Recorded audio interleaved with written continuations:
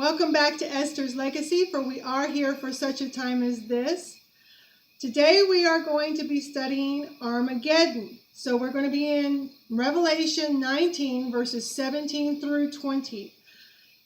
This is going to be a lot of reading today, so please bear with me, because we want to see that Armageddon is not just a New Testament concept. It's not just in the New Testament. John is actually drawing upon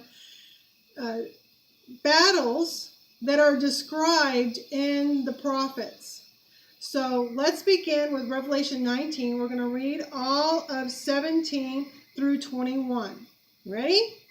Then I saw an angel standing in the sun, and he cried out in a loud voice to all the birds that fly about in mid-heaven, "Come, gather together for the great feast God is giving, to eat the flesh of kings, the flesh of generals, the flesh of important men, the flesh of horses and their riders, and the flesh of all kinds of people, free and slave, small and great. I saw the beast and the kings of the earth and their armies gathered together to do battle with the rider of the horse and his army. But the beast was taken captive, and with it the false prophet, who in its presence had done the miracles which he had used to deceive those who had received the mark of the beast and those who had worshipped his image. And the beast and the false prophets were both thrown alive into the lake of fire that burns with sulfur, and the rest were killed with the sword that goes out of the mouth of the rider on the horse, and all the birds gorged themselves on their flesh. This is the battle of Armageddon. This is the great supper of God. Here we have this battle that ends in the destruction of the beast and the false prophet. The rider on the horse, who destroys them with the sword of his mouth, of course, is the word of God. It is Yeshua, the word. Okay? So let's begin. I want to go quickly to Matthew chapter 24, because as you know, as many of you know, I don't believe in the rapture of the church prior to the coming of Messiah. And one of the verses that's used often to describe the rapture is troublesome for that perspective. Let's look at 24, verse 27. For when the Son of Man does come, it will be like lightning that flashes out of the east and fills the sky to the western horizon. Well, many in the church will say, well, that's the rapture. But then there's the next statement, which reads, verse 28, wherever there's a dead body, that's where you find the vultures, the birds of prey, those eating upon the flesh of the carcasses who are killed by the Son of Man. That's Armageddon. That's Armageddon. That's what we see here. Remember, with the seals and the trumpets and the bowls, they all ended with a great earthquake and sulfur and lightning and thunder and voices and hail. Do you remember that? The seventh of all of them carried those things in them. You had all of those things being expressed. Some of them weren't expressed until the trumpets or the bowls, but they're overlapping with what is said about the seventh seal, with the thunder and the lightning and the voices and the earthquake. All of these things we see ending that time of trouble. Now, with that in mind, let's jump straight to Ezekiel 38 and 39. Ezekiel 38 and 39. Many will say that this battle takes place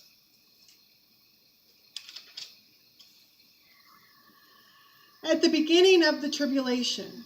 One thing I want to keep in mind is the fact that once the Antichrist shows up, it's going to be one long war. There are going to be people coming against him, and finally he will gather people together to go against Yeshua when he returns. But it's going to be one long continuous war. And so you'll have different battles in that war. That may very well be what you see in Psalm 83. Some say the battle of Psalm 83 has already been fulfilled, but it may also just be another battle within the larger context of what ends in the battle of Armageddon. Does that make sense? Because wars just don't last for one battle, right? Wars last for years, and there's multiple battles within a war. And this particular war with the Antichrist, Yeshua himself will come and end it himself and tread the winepress himself. Okay. One thing we see in chapter 37, remember this is when the valley of dry bones, when you see the resurrection, when you see the Spirit of God being poured out on his people, and the two sticks of Judah and Israel coming together as one under one king. So we see this idea of the Spirit being poured out, being written about before this particular battle. And in the context of which we talked about Zechariah, we talked about that the coming of the temple is actually a catalyst for when he pours out his Spirit on his people. And they understand and they believe, and you see the two witnesses of the high priest and the Prince of David. That is what we see being described in the prophets. But then you get to chapter 38 of Ezekiel, and chapter 38 begins, "The word of Adonai came to me, Son of man." Now the translation I'm using says human being. It's actually son of Adam in the Hebrew. Ben Adam, it's son of Adam. But human being just sounds strange to me. So if I come across that in the complete Jewish Bible, I'm going to say son of man. That's what I'm more accustomed to. It is not the same son of man that's in Daniel. Okay? The son of man that's in Daniel chapter 7 is the son of man, who is Yeshua. Okay? This is just talking about Ezekiel being a child of Adam. Okay? Turn your face toward Gog and of the land of Magog, chief prince of Meshach and Tubal. The prophecy against him say that Adonai Elohim says, "I am against you, Gog, chief prince of Meshach and Tubal." It is my understanding that in Gematria, the Gematria for Gog actually, and the perspective of Gog in Judaism is actually more of the acronym that means the United Nations. Now, could that be? That's a very interesting perspective. Could that be? That is something we will have to watch for. Obviously, the United Nations does try to play a big part in what happens in the land of Israel. So here we go. Back to our text, verse 4. I will turn you around, put hooks in your jaws, and bring you out with all your army, horses and horsemen, all completely equipped, a great horde with breastplates and shields, all wielding swords. Peraz, that's Persia. Ethiopia, that's Cush. Okay, what we might call today more Sudan than what we would today call Ethiopia. Okay, this is Cush. And Put, Libya, are with them, all with breastplates and helmets. Gomer with all its troops, the house of Togarmah in the far reaches of the north with all its troops. These may be European countries. This may just be speaking of the northern part of modern-day Turkey. Remember, these were nations and territories that Ezekiel knew. And those territories in Ezekiel's day was the northern part of Turkey, modern-day Turkey. Prepare yourself, get ready, you and all your crowd gathered around you, and take charge of them.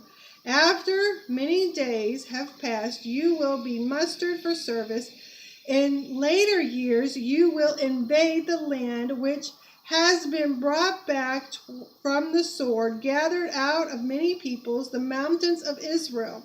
They had been lying in ruins for a long time, but now Israel has been extracted from the peoples, and all of them are living there securely.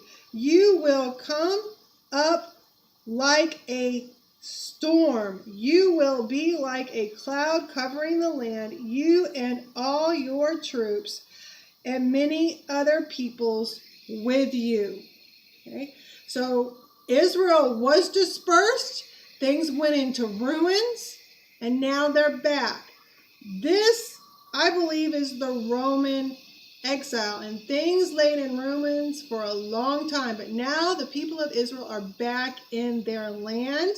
They are not completely secure yet, but what we are seeing happening in Israel today may very well, and in the world today, may very well lend to that possibility where you have a time of security and peace, where they have the opportunity to rebuild the temple.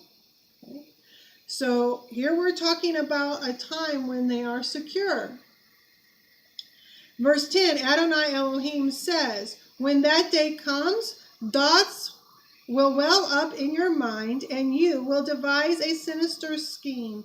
You will say, I am going to invade this land of unwalled villages. Unwalled villages is in contrast to what villages were like and towns were like in the day of Ezekiel, whereas the towns themselves were walled. Today we don't wall towns. So our time today in and of itself is very unique in human history. Just for that. We do not wall individual towns or villages. Now, some will say that these walls talk about the walls that divide Gaza from Israel and the West Bank, i.e. Samaria and Judea, from the rest of Israel. Some will speak of it like that. Maybe, but the context of this is villages, not the whole nation itself. But again, what is happening today and what Israel is doing today in fighting terrorists in those territories today may very well lead again to a time of peace where the walls even from those places are not needed. We still don't know that because they're still engaged in the battle. So we don't know exactly where it will lead to or what it will ultimately mean in the end. But the context here is definitely that of villages. I will take by surprise these people who are at peace, living securely, all in places without walls, bars, or gates. That may end up speaking toward the places between Gaza and Israel and Samaria and Judea and larger Israel. Okay, because you're also talking about gates. But then again, back in Ezekiel's day, villages, towns didn't just have walls, they had gates. Verse 12, I will seize the spoil and take the plunder. You will attack the former ruins that are now inhabited and come against the people gathered from the nations who have acquired livestock and other wealth and are living in the central parts of the land. They're in the central parts of Israel. They're not just on the borders of Israel, they're in Israel. Sheba, Dedan, and all the leading merchants of Tarshish will ask you, have you come to see spoil? Have you assembled your hoards to loot, to carry off silver, gold, livestock, and other wealth, to take much plunder? Sheba and Dedan, this is more in the area of Saudi Arabia. And of course, we know that there's a possibility in the future for normalization with Saudi Arabia. So they may very well be going, what are you doing to this king from the north? To these other entities, to the armies that are with Gog. Therefore, Son of Man, prophesy, tell Gog that Adonai Elohim says this. Won't you be aware of it when my people Israel are living in security? You'll know. Gog will know. You will choose just that time to come from your place in the far reaches of the north, you and many peoples with you, all of them on horseback, a huge horde of a mighty army, and you will invade my people Israel like a cloud covering the land. This will be in the Akarit Hayamim, in the last days. This is not a battle that's already taken place. This is in the last days. And I will bring you against my land so that the nations will know me when before their eyes I am set apart as holy through you, Gog. This is as if he is talking to Pharaoh back in the Exodus, that the Egyptians will know that God is God, right? Not just that Israel would know that Adonai is God, not just that Moses would know that Adonai is God, but even that the Egyptians and Pharaoh himself would know that Adonai was God. And God received the glory for what he did in Egypt when he brought his people out of the land of Egypt. And here God is saying, I'm going to get glory and I will be set apart as holy because of what I'm going to do through you, Gog. I'm going to reveal myself. Adonai Elohim says, this is verse 17, I spoke of you long ago through my servants, the prophets of Israel. Here, Ezekiel is speaking of him.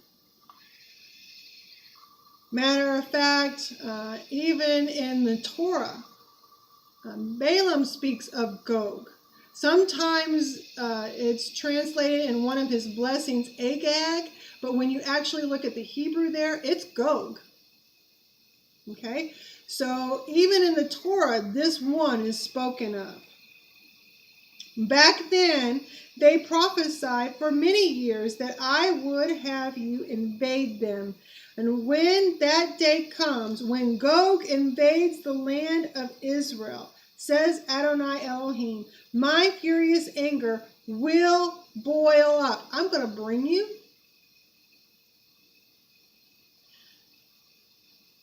But when it happens, my anger is going to be boiled up, God says. Because that's going to be my time to come against you and to be set apart as holy before the nations.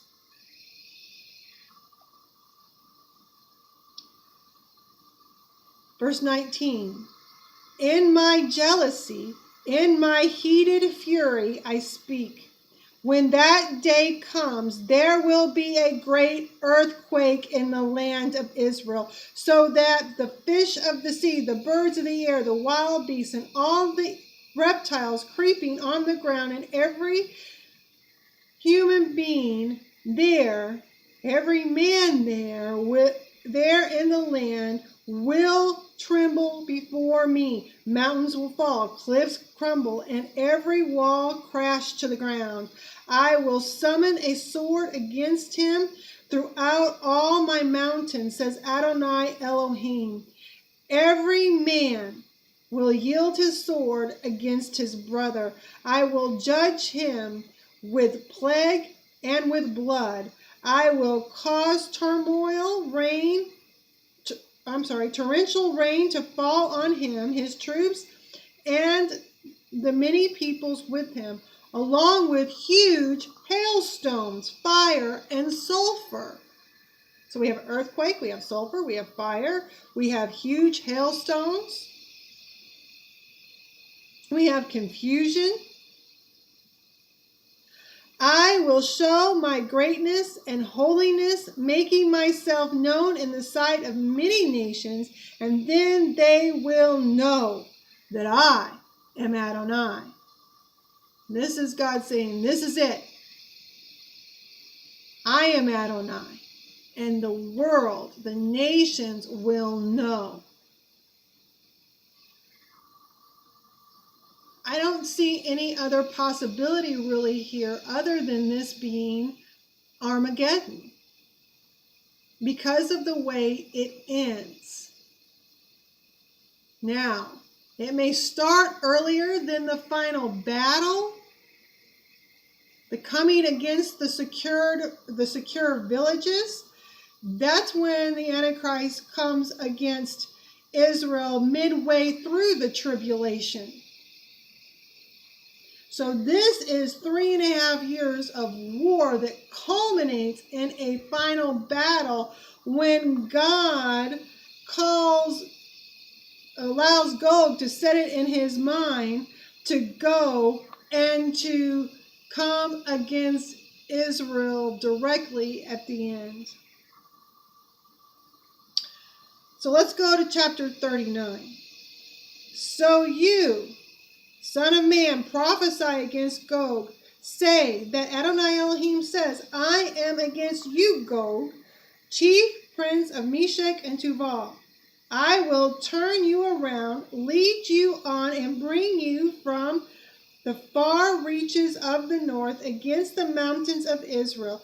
But then I will knock your bow out of your left hand and make your arrows drop from your right hand. You will fall on the mountains of Israel. Gog, the Antichrist, the enemy, will fall on the mountains of Israel. His troops will fall on the mountains of Israel. You, your troops, and all the peoples with you, I will give you to be eaten up by all kinds of birds of prey and by wild animals. Sounds like the description we saw in Revelation 19 when the angel is calling the birds, such as the vultures, to come to the supper of God.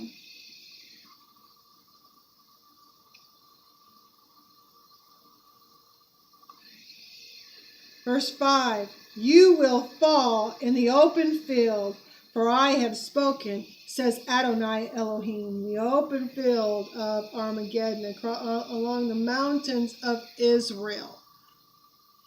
And Armageddon is surrounded, has different mountains and has cliffs around it. Matter of fact, Har Megiddo actually means the mountain of Megiddo. Okay. So then we go to verse 6. I will also send fire against Magog and against those living securely in the coastlands. Then they will know that I am Adonai. I will make my holy name known against or among my people Israel. My holy name known among my people Israel. I will not allow my holy name to be profaned any longer. Then the nations will know that I am Adonai, the Holy One in Israel. Not just of Israel, but in Israel. Yes, this is coming, and it will be done, says Adonai Elohim. This is the day about which I have spoken. The day when he sets everything right.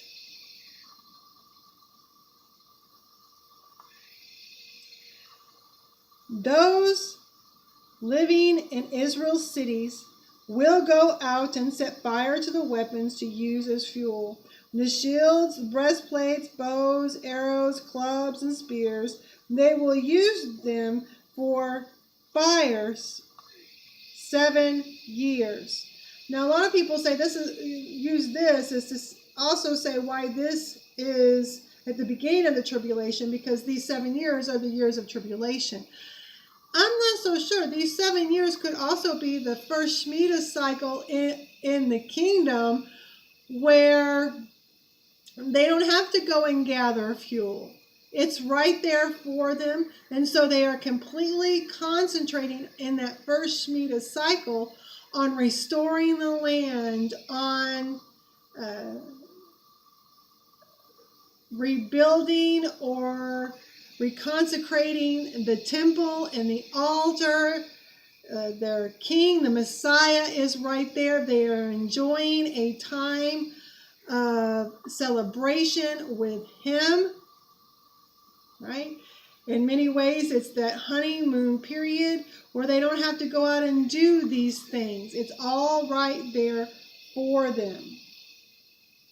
Verse 10, so that they will not need to gather wood from the fields or cut down any from the forest, because they will use the weapons for fire. Thus they will plunder those who plundered them. This is a plundering.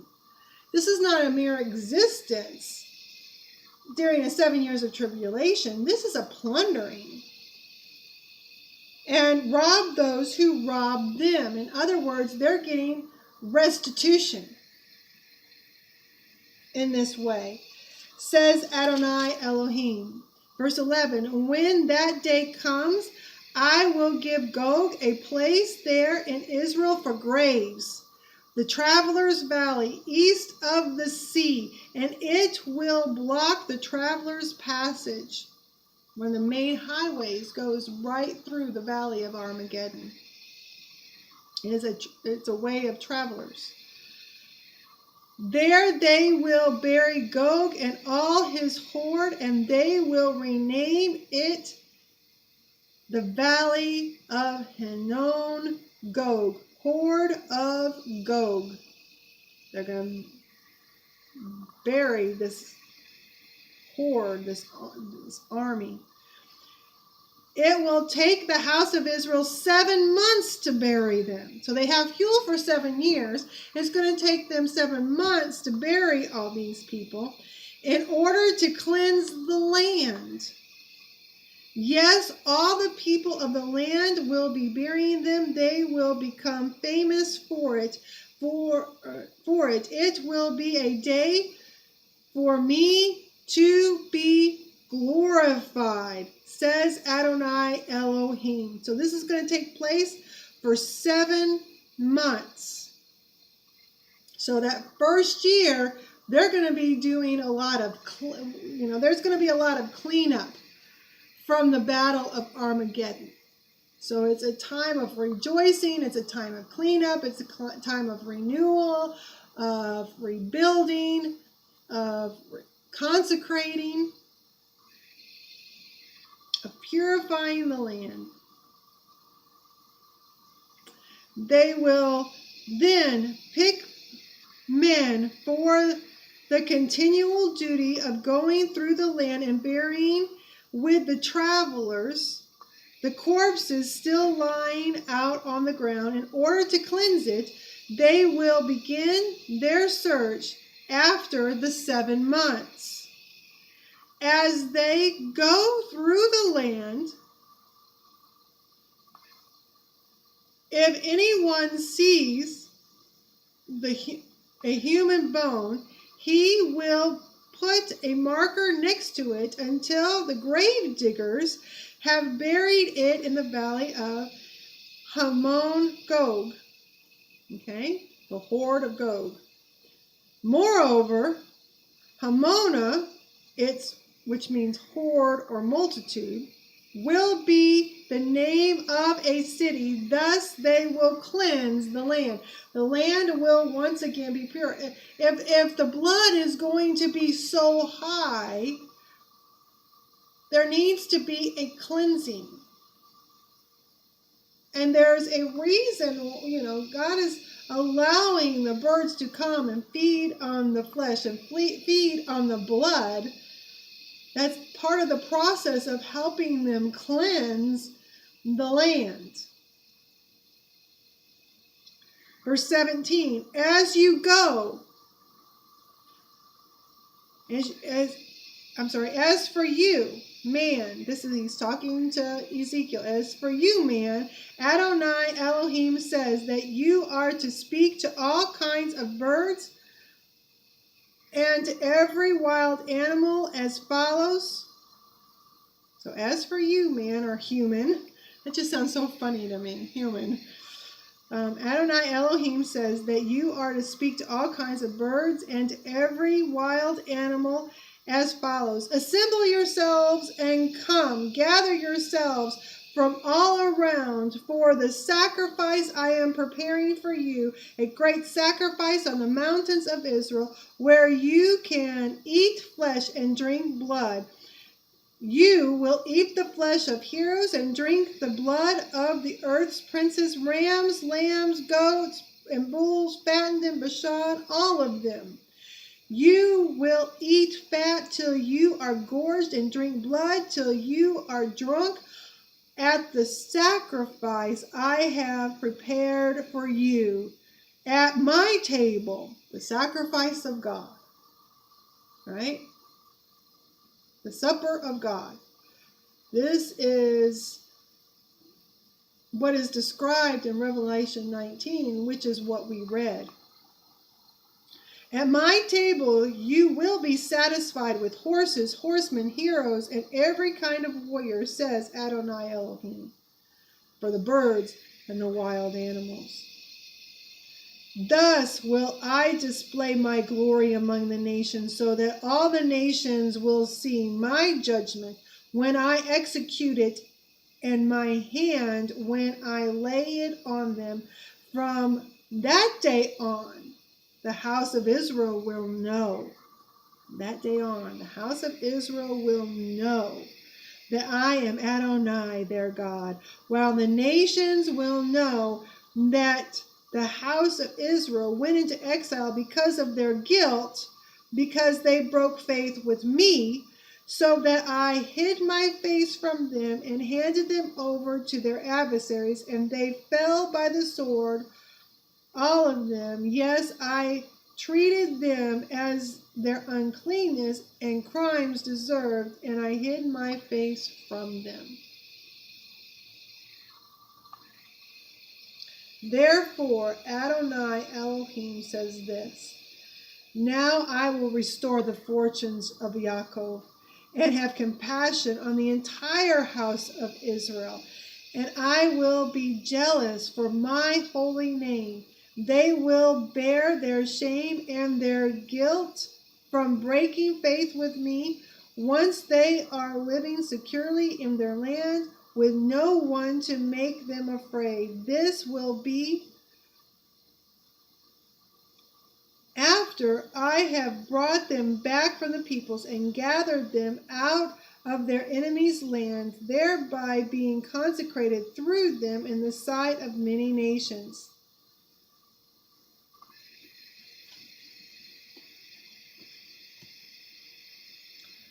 Verse 28, and then they will know that I am Adonai their God, since it was I who caused them to go into exile among the nations, and it was I who gathered them to their own land. I will leave none of them there anymore, and I will no longer hide my face from them, for I have poured out my spirit on the house of Israel, says Adonai Elohim. In chapter 40, you see the rebuilding of the Messianic temple.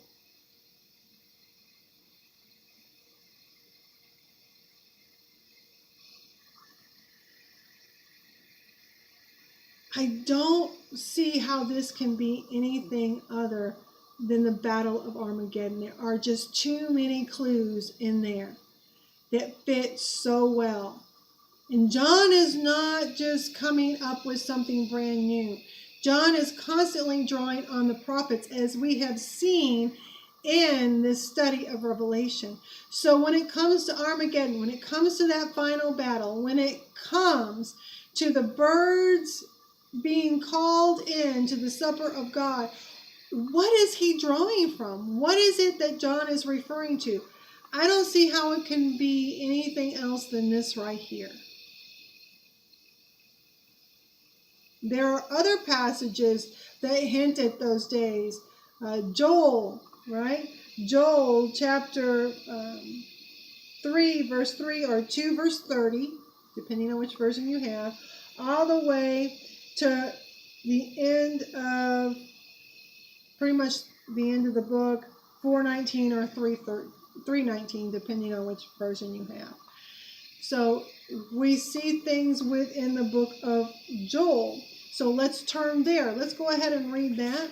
Let's read the book of Joel. I'm going the wrong way.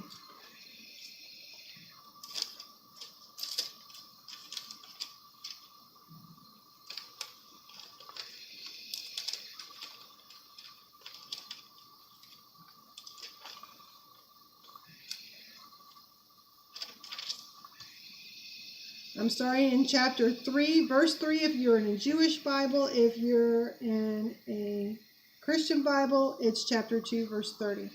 And we're going to read through verse 19 of the last chapter. Okay, so not all the way to the end of the verse, but almost. I will show wonders in the skies and on the earth, blood, fire, and columns of smoke. The sun will be turned into darkness and the moon into blood before the coming of the great and terrible day of Adonai. At that time, whoever calls on the name of Adonai will be saved.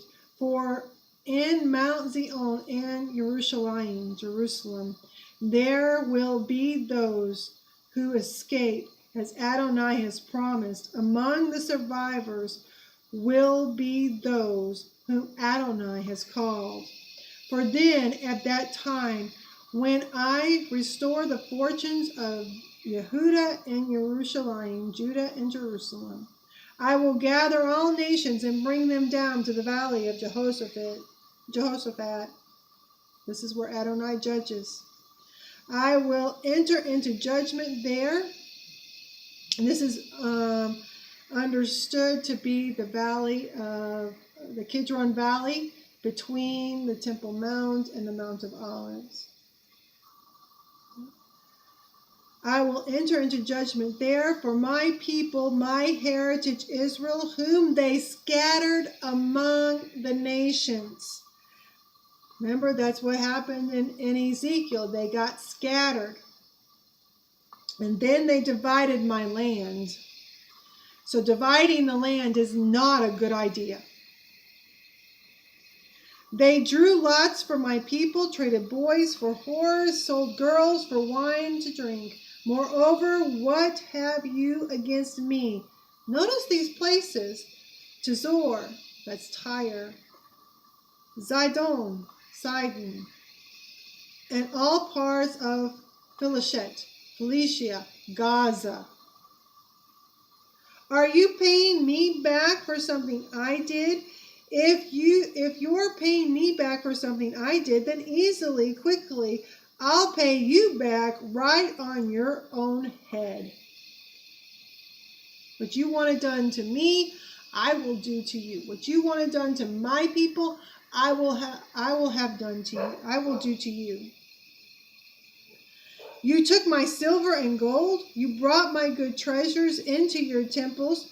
The people of Yehuda and Jerusalem you sold to the Greeks so that you could remove them far away from their land. Now keep in mind, in this day and age, the Greeks, remember Troy, the city of Troy, was on the eastern side of the Aegean Sea, which is modern-day Western Turkey.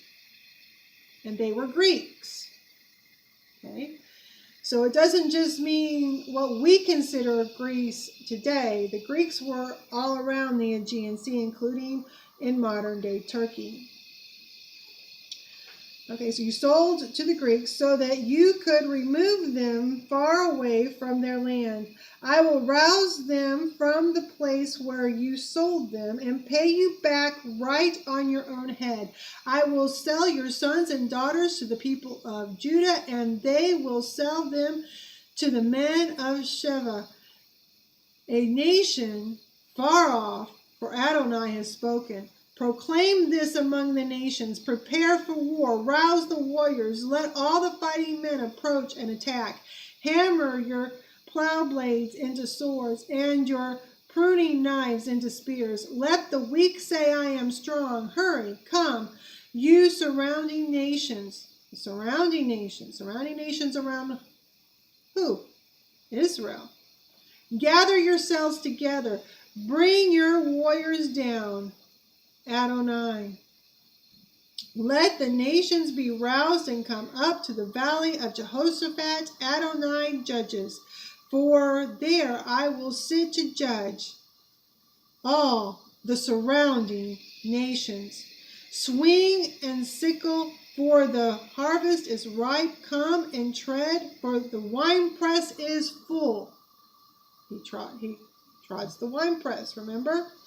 The vats are overflowing, and their wickedness is great. Such enormous crowds in the valley of decision.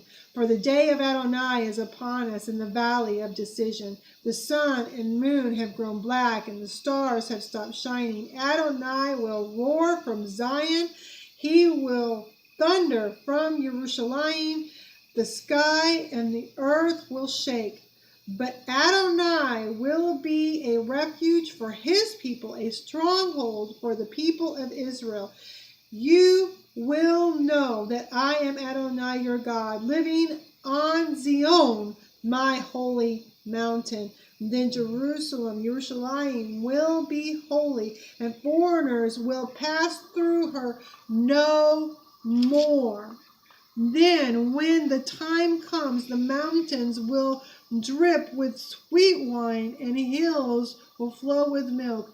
All the stream beds of Yehuda will run with water, and the spring will flow from the house of Adonai to water the Shittim valley. But Egypt will be desolate, and Edom, he comes up through Edom, treads the winepress in Edom, but Edom a desert waste, because of the violence done to the people of Judah, because they shed blood, innocent blood, in their land. Now I find that interesting, because when Hamas came over and went into those kibbutzes, the kibbutzim, that is more in the territory of Judah. Okay? So here we see a description again of God taking care of business, and we see it being described as the day of Adonai. Okay? The day of Adonai is that day when Yeshua comes, when the Messiah comes, and God judges the nations, the separation between the sheep and the goats. That's the judgment. Okay? Now let's go to Zechariah. I told you there'd be a lot of reading tonight, so please bear with me. Zechariah chapter 12. Zechariah chapter 12.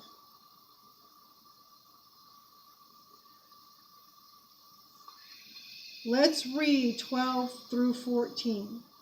Okay? A prophecy, the word of Adonai concerning Israel.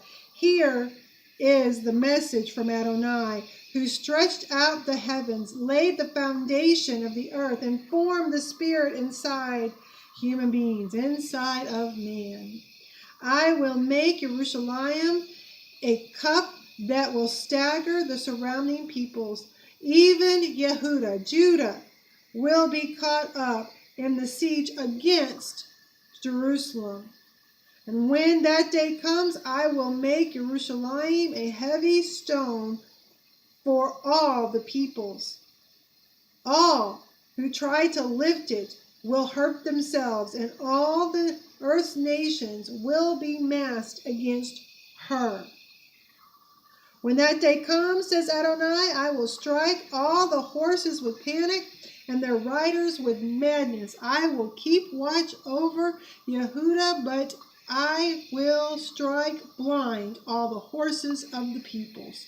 The leaders of Yehuda will say to themselves, those living in Jerusalem are my strength, through Adonai Zavaot, their God. And when that day comes, I will make the leaders of Yehuda like a blazing fire pan in a pile of wood, like a fiery torch among sheaves of grain.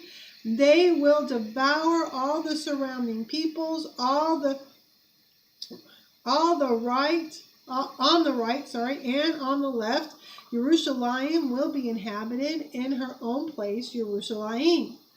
Adonai will save the tents of Yehuda first, so that the glory of the house of David and the glory of those living in Jerusalem will not appear greater than that of Yehuda, of Judah. When that day comes, Adonai will defend those living in Jerusalem. On that day, even someone who stumbles will be like David, and the house of David will be like God, and the angel of Adonai like the angel of Adonai before them.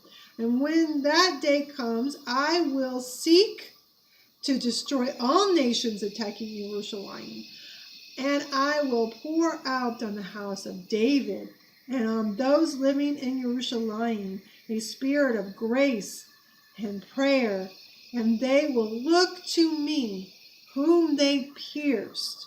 They will mourn for him as one mourns for an only son, and they will be in bitterness on his behalf, like the bitterness for a firstborn son. And when that day comes, there will be great mourning in Jerusalem, mourning like that for Hadad Ramon in the Megiddo Valley. Then the land will mourn, each family by itself, the family of the house of David by itself, and their wives by themselves, the family of the house of Natan by itself, and their wives by themselves, the family of the house of Levi by itself, and their wives by themselves, the family of the Shemi by itself, and their wives by themselves, all the remaining families, each by itself, and their wives by themselves. And when that day comes, a spring will be opened up for the house of David and the people living in Jerusalem, to cleanse them from sin and impurity, from their sin, from their uncleanness. If they're cleaning up dead bodies and bones, there's going to be a lot of impurity even. There's going to be a spring. When that day comes, says Adonai Sabaoth, I will cut off the very names of the idols from the land so that no one even remembers them any more. Okay? This is finality for the kingdom of darkness.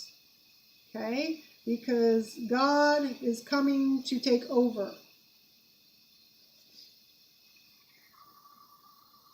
I will also expel the false prophets and the spirit of uncleanness from the land, so that if anyone continues to prophesy, his own father and mother who brought him into the world will tell him, you cannot continue to live because you are speaking lies in the name of Adonai. Then his own father and mother who brought him into the world will stab him to death. And when that day comes, each one of the prophets will be shamed by his vision when he prophesies. He will stop wearing a hair cloak to deceive people, and instead he will say, I'm no prophet, I just work the soil. Since my youth, I've only wanted to be an ordinary man. If anyone asks him, then what are these gashes between your shoulders? He will answer, I got hurt at my friend's house. If you remember, even Peter in 2 Peter warned profusely about false prophets. Okay? Now verse 7, awake, sword against my shepherd, against the man who is close to me, says Adonai Sabaoth, strike the shepherd, and the sheep will be scattered. I will turn my hand against the young ones in time throughout that land, says Adonai. 2/3 of those in it will be destroyed. They will die, but 1/3 will remain. That third part I will bring through the fire. I will refine them as silver is refined. I will test them as gold is tested. They will call on my name, and I will answer them. I will say, this is my people, and they will say, Adonai is my God. Okay.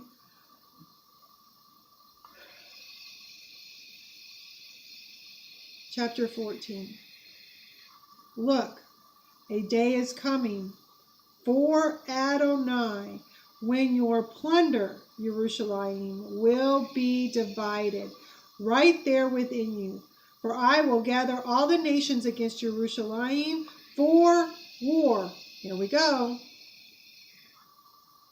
The city will be taken, the houses will be rifled, the women will be raped, and half the city will go into exile. But the rest of the people will not be cut off from the city.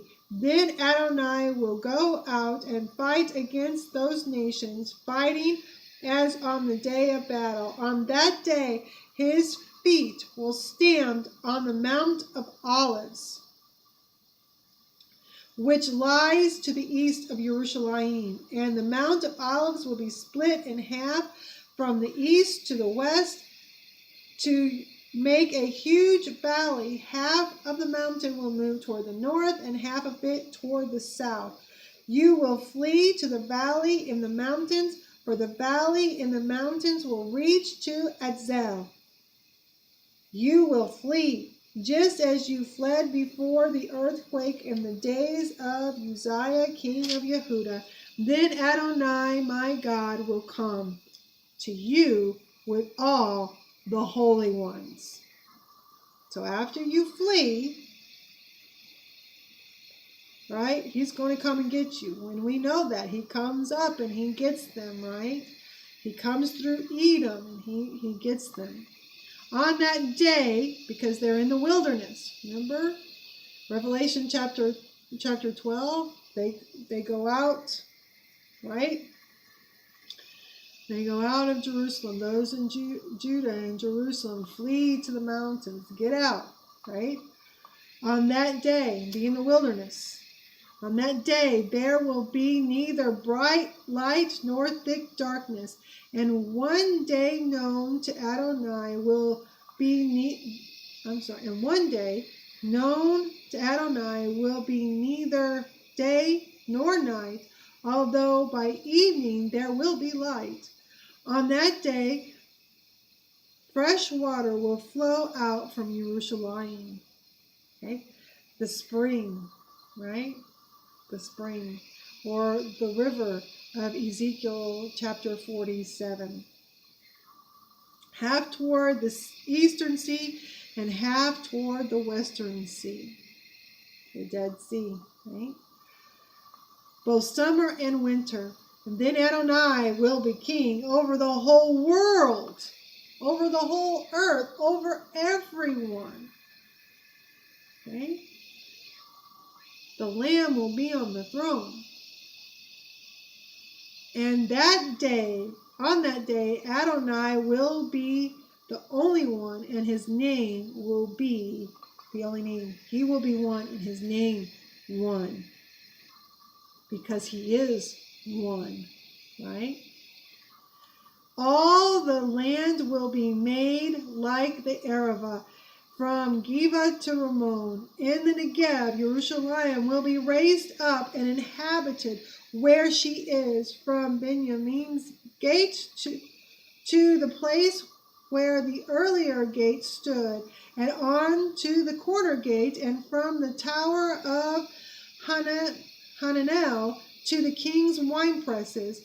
People will live there. The curse will be broken, and Jerusalem will live in safety, true safety, not just the appearance of safety and an appearance of security, but true security, because Adonai is there, right? And the curse has been broken.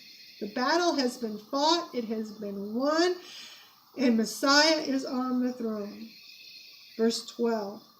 Adonai will strike all the peoples who made war against Jerusalem with a plague, in which their flesh rots away while they are standing on their feet.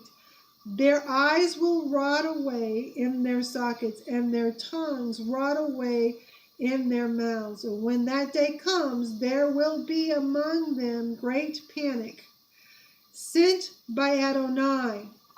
Right? So here we see this great plague, the sword that goes out, right? Hitting them with a plague, like the plagues of Egypt. And great panic, like you saw with the battle of Gideon against Midian.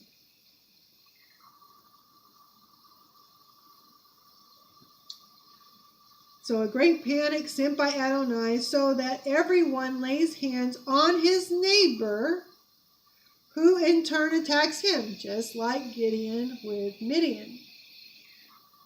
Judah too, will fight against Jerusalem, and the wealth of all the nations will be assembled. I don't know what that means exactly.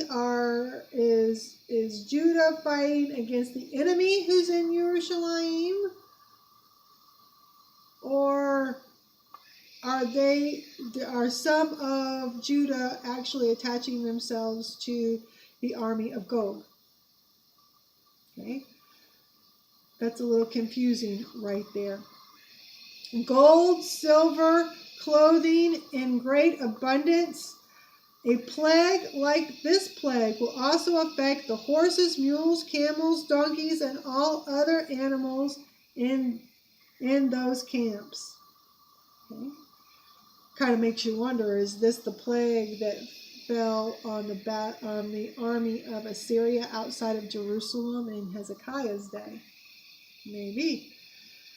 Finally, anyone remaining from all the nations who came to attack Jerusalem will go up every year to worship the King, Adonai Zavaot, King, and to keep the festival of Sukkot, the Feast of Tabernacles. If any of the families of the earth does not go up to Jerusalem to worship the king, Adonai Zavaot, no rain will fall on them.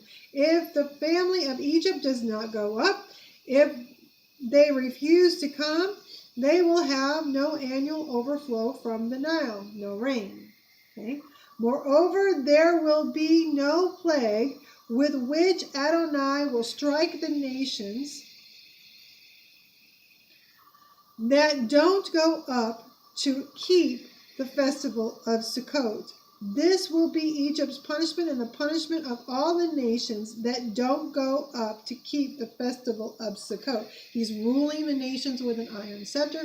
They must, on a yearly basis, come to Sukkot, which is also known as the Feast of Nations, to once again pledge their loyalty on a yearly basis to the king. When that day comes, this will be written on bells worn by the horses, consecrated to Adonai, and the cooking pots in the house of Adonai will be as holy as the sprinkling bowls before the altar. Yes, every cooking pot in Jerusalem and Yehuda will be consecrated to Adonai Zavaot. Everyone who offers sacrifices will come, take them and use them to stew the meat. And when that day comes, there will no longer be merchants in the house of Adonai Zavaot. And of course, those merchants, that's representative of Mystery Babylon. So Mystery Babylon is gone. Okay? This is what we see in Zechariah. So all of these, I believe, are describing that final war that culminates in that final battle of Armageddon. All these are taking place, I believe, during the time of the Great Tribulation. I want to look at Daniel chapter 7. Daniel chapter 7, because it talked about in Revelation 19 about the enemy being thrown into the lake of fire, right? The Antichrist and the false prophet being thrown alive into the lake of fire. And in Daniel chapter 7, in Daniel's vision, in verses 11 and 12, we read this. I kept watching. This is after the thrones had been set and the Ancient of Days takes his seat. Okay? This is before the Son of Man enters. Verse 11, I kept watching, and then, because of the arrogant words which the horn was speaking, I watched as the animal was killed. Its body was destroyed, and it was given over to be burned up completely. As for the other animals, those with that one, their rulership was taken away, but their lives were prolonged for a time and a season. So here we have this arrogant one, this final beast, right, being destroyed. This beast is arrogant. It's led by someone who's arrogant and speaking arrogantly before the throne. And Daniel's just like, what are you doing? And yet here we have him being destroyed. This is the final beast, the final earthly kingdom, the kingdom of Gog, okay, being destroyed. Now, whether it's an actual person being the Antichrist, or group of people such as the United Nations, we do not necessarily know.